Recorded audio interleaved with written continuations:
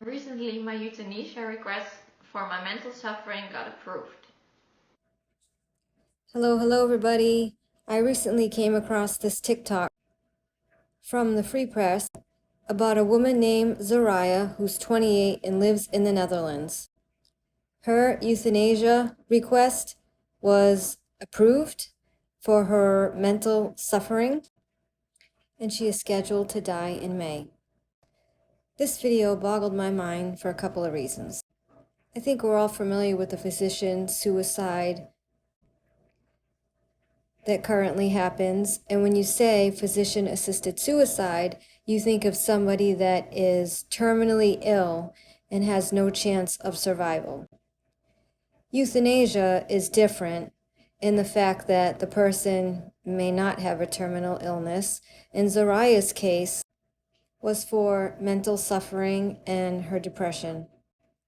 In that case, you can also look at this for other kinds of issues like chronic illnesses, poor quality of lifestyle, etc., etc. Zoraya put in a request and it was approved and her date was granted.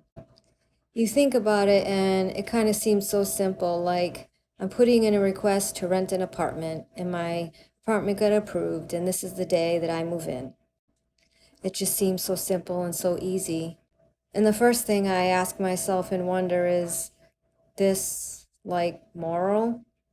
What is moral? I don't know. I can't really be the judge of that. And I think each person has their own idea of what is considered moral or not. You could also look at it as people should be able to end their lives the way they want to. But then other people will think that there's still so much life to live and there's still a chance. So this is really a tricky situation. I can't imagine how her family feels. Her boyfriend, fiance, I forget if it was a fiance or boyfriend, I think a boyfriend. But how do they feel about that? Are they on board? Or is this something that they don't want to happen? Then I think about the United States and I think, what would happen if something like that was available here?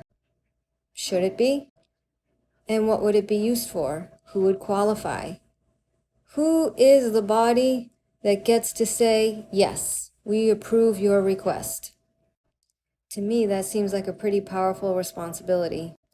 What would people use it for? Would suicide rates decrease?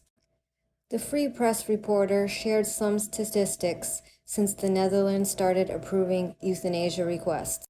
And between 2021 and 2022, there was a 13.7% increase in the approval of requests. And that means that euthanasia accounts for 5% of the deaths in the Netherlands.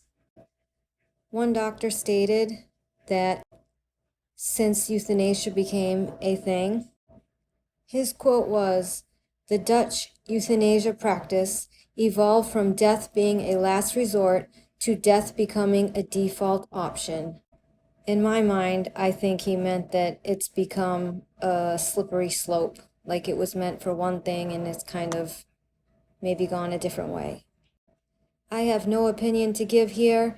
This is just a video I came across that really perplexed me and boggled my mind and made me think what would happen if this was in the United States, or if it should even be. So I'd like to hear your thoughts. Again, I have no opinion on this. It's just something that interested me. I don't know if that's the right word to say, but it caught my attention. Before I end this video, I'll just say I'm sending my best wishes to Zoraya and her family and hope that everything turns out the way that they wanted.